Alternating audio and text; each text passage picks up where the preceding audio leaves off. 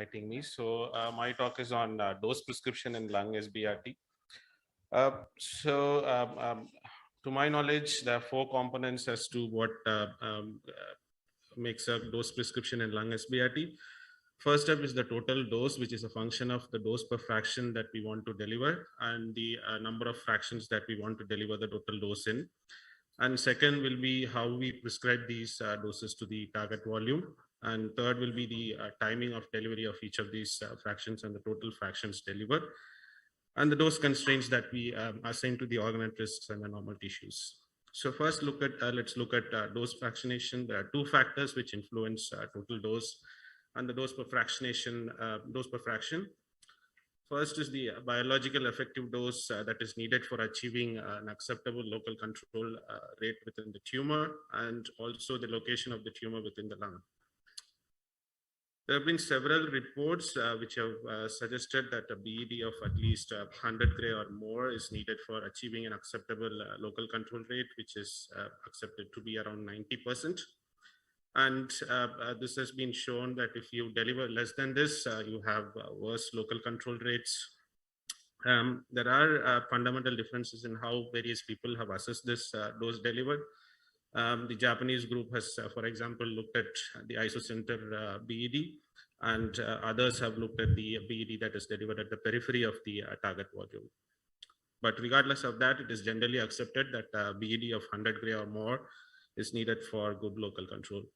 The second factor that influences dose fractionation is the location of the lesion in the lung. For a tumor that is situated in the periphery, these lesions are surrounded by entirely by lung alone, which is a well-known parallel organ, and it makes it relatively easier to deliver high doses of radiation per fraction.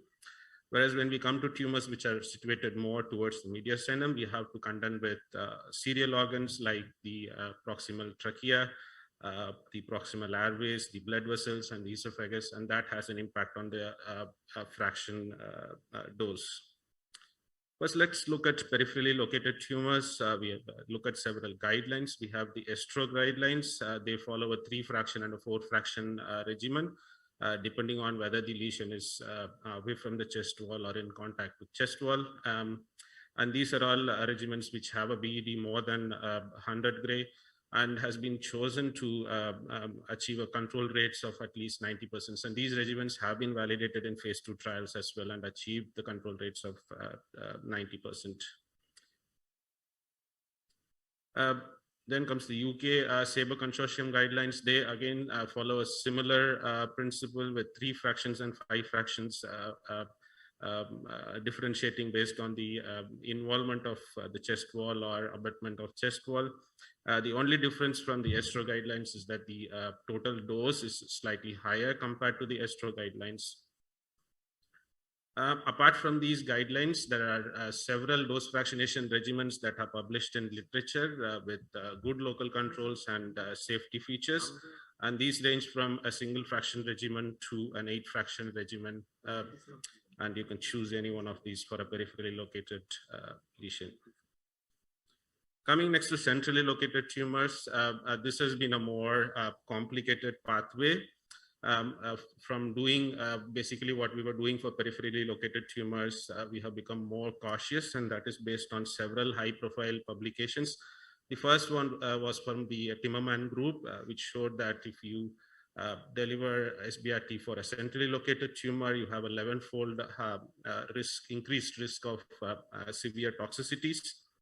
And subsequent to this, you have several other high-profile publications as well. But there are several criticisms of these publications too. These were basically case reports and not prospectively designed trials to look at specifically these things. And the Timmerman paper, for example, when they did an updated analysis based on reclassification of the tumor location, the increased risk came down to just 3-fold higher compared to peripheral lesions. And also, the NEGM paper, for instance, did not mention the fact that this airway necrosis was possibly triggered by a biopsy being done for ruling out recurrence in that situation. So these were some of the criticisms of these papers, but regardless of that, it led to the definition of a no-fly zone, which was defined as a 2 centimeter margin around the proximal bronchial tree. But over the years, with evolution of understanding of central structures, the definitions have evolved to include more and more centrally located structures, and also classification to central and ultracentral disease, depending on whether the target volumes are abutting or involving the central structures. Subsequent to those reports, there have been several retrospective data which have shown that it is possibly still safe to do SBRT for centrally located tumors. We have a meta-analysis which looked at nearly 600 patients from 13 observational studies. They had a local control of about 72% in 3 years. With a acceptable grade 3 or more complication rate of around 12%. Subsequent to this, we also have 2 phase 2 prospective trials. The first one is the Nordic HILUS trial, which delivered an 8-fraction regimen and stratified the patients included in this arm to 2 arms. That is the arm A, which is more like an ultracentral tumor, and arm B, which is more like a central tumor. And this trial showed that the grade 3 to grade 5 side effects were very high at 34%, with grade 5 side effects, that is death, noted in 10 patients out of these 73 patients. The conclusion was that such a regimen of 8 fractions is acceptable for arm B tumors, that is the centrally located tumors, but it is very high risk for high-grade toxicities in more ultracentral tumors. And we also have the RTOG0813. This is a dose escalation trial of 120 patients. They escalated a 5-fraction schedule starting from 10 gray and escalated it by steps of 0.5 gray per fraction. It looked at dose-limiting toxicity, which was defined as any grade 3 or worse toxicity occurring within the first year.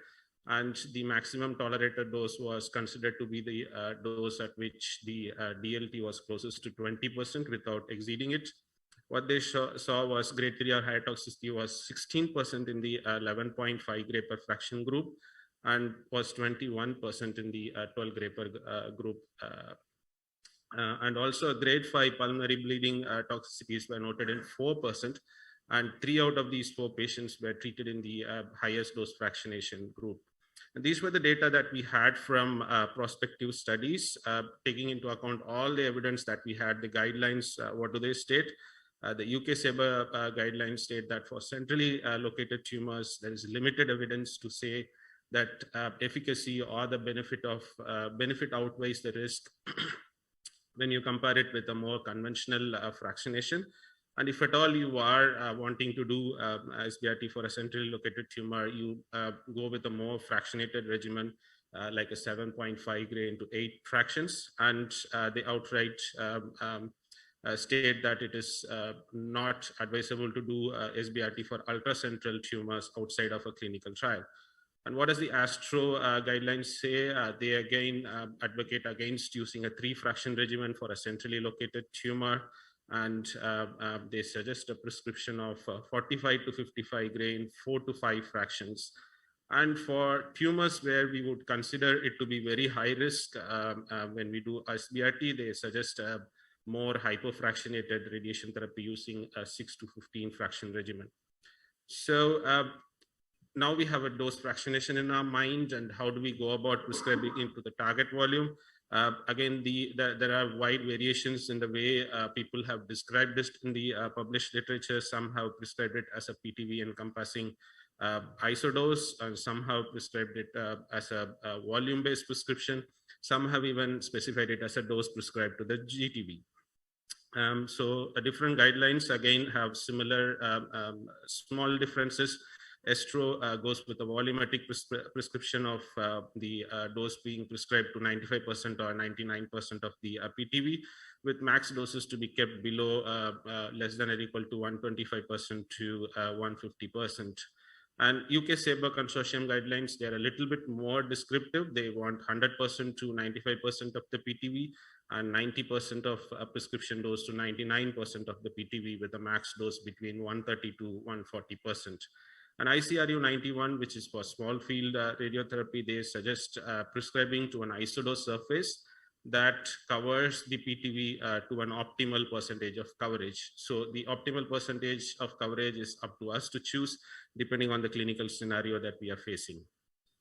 What happens in real life usually is that you normalize to the maximum dose to be the 100%, and this maximum dose is ideally should be within the PTV. And then you prescribe your prescription dose to the 60% to the 90% of this maximum dose, and make sure that you have a coverage of 95% prescription dose to 100% of prescription dose to at least 95% of the PTV, and then 90% of the prescription dose to at least 99% of the prescription dose to 90% of the PTV. Timing of delivery, most of the guidelines and publications, they have used an alternate day delivery, but you can range between 24 hours from a minimum of 24 hours gap to a maximum of not exceeding 4 hours. Some people have looked at if there could be any difference when we deliver it differently.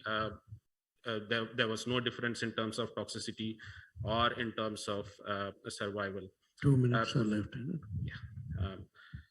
Coming last to the dose constraints to the OARs, there have been several publications which guide us in this regard. First one was possibly the AAPM TG101 report.